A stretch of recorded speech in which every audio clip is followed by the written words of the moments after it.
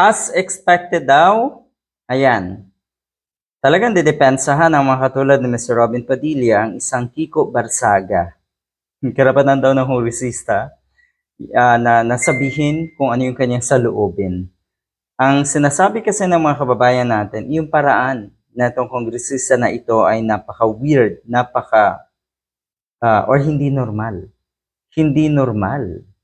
Anong sabi?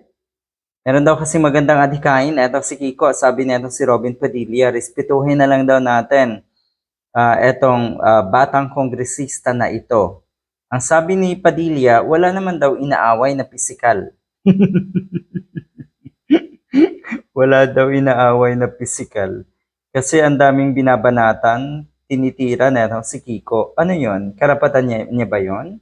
Kung karapatan niya yon, karapatan din gumawa ng aksyon yung mga taong kanyang binabanatan. Ganun lang kasimple yun, Mr. Padilla. Halimbawa, ikaw, ngayon, pinagtatanggol mo ang isang taong hindi dapat ipagtanggol. Dito pala nakikita natin, isa rin etong si Kiko Barsaga. Kaisa nyo yung mga ganitong klaseng tao. No wonder. Ganyan din kayo. Generational gap daw ito, sabi na itong si Padilla. May generation gap daw.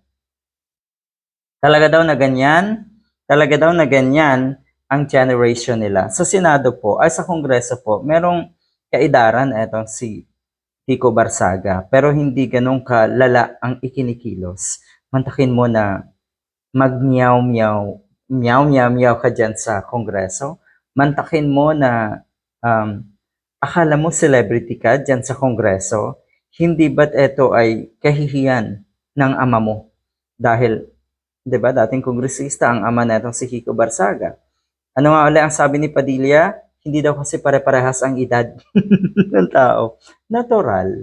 'Di ba? Parang ikaw lang sa Senado halimbawa, isip bata ka pa rin.